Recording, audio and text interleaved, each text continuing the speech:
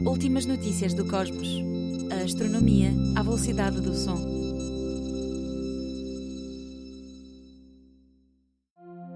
Sejam bem-vindos às últimas notícias do cosmos. Meu nome é Ricardo Cardoso Reis e durante os próximos 6 minutos vou ser o vosso guia nesta viagem sonora pelo universo. Na manhã do dia 30 de junho de 1908, por volta das 7h14 da manhã, mais minuto menos minuto, ocorreu uma explosão junto ao rio Podkamenia-Tunguska da região da Sibéria, na Rússia. A onda de choque foi detectada por estações sísmicas em Inglaterra a quase 6.000 km de distância. A cerca de 500 km, testemunhas falavam do céu a arder junto ao horizonte e uma bola de fogo foi observada a quase 200 km de distância.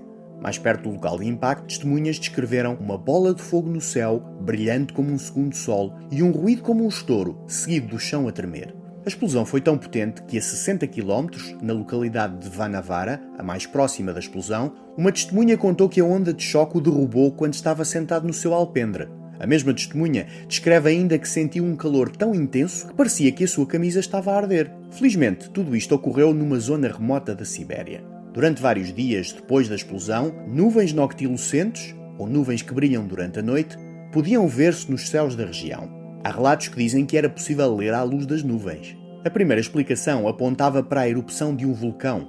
Esta foi rapidamente abandonada pelos relatos de várias testemunhas, que antes da explosão descreveram uma bola de fogo com cauda em queda oblíqua. A teoria do impacto de um meteorito começou a ganhar forma. Contudo, a estabilidade política na Rússia e o facto de ser um local de difícil acesso, só em 1927, 19 anos depois, foi possível a uma expedição russa ir até à zona de Tunguska. O que ainda encontraram, passados quase 2 décadas, foram 80 milhões de árvores tombadas, numa disposição elíptica, descrita por vezes como semelhante às asas de uma borboleta, com 50 km de diâmetro. E é aqui que as coisas se complicam. No centro dessa figura não encontraram, como seria de esperar, uma cratera de impacto, nem quaisquer fragmentos ou vestígios de um meteorito. Encontraram troncos de árvore verticais, carbonizados e com o topo partido, quase como postos de iluminação à espera que lhes colocassem um lampião no cimo. Desde essa altura que astrónomos e geólogos de todo o mundo tentam explicar o que de facto ocorreu naquele dia de verão.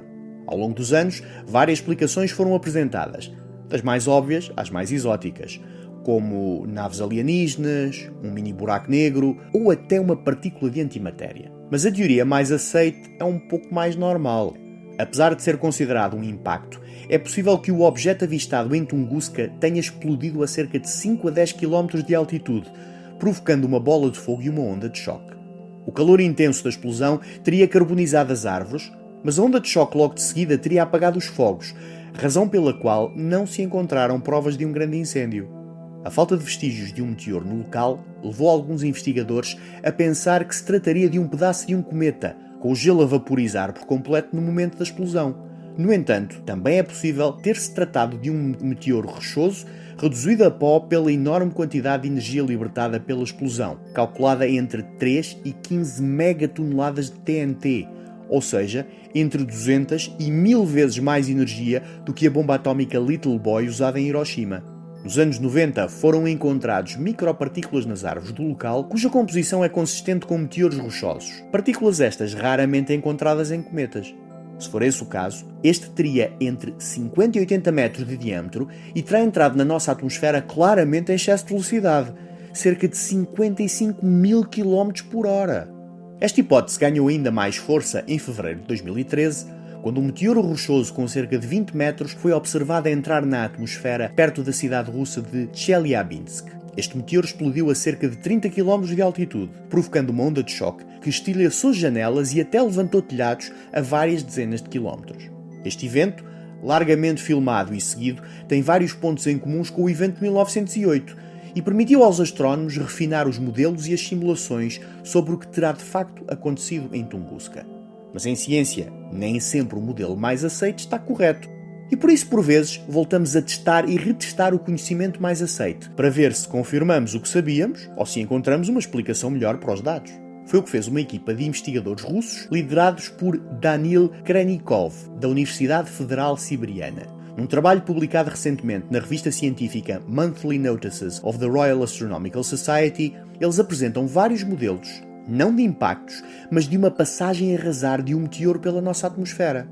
Das hipóteses que testaram, a que mais se enquadra com os relatos de Tunguska é de um meteoro metálico com cerca de 100 a 200 metros de diâmetro, com uma passagem na nossa atmosfera a cerca de 4.300 km por hora, que o terá levado a arrastar-se durante cerca de 3.000 km até um mínimo de altitude que chegou a 11 km acima da superfície, antes de continuar no seu caminho pelo Sistema Solar.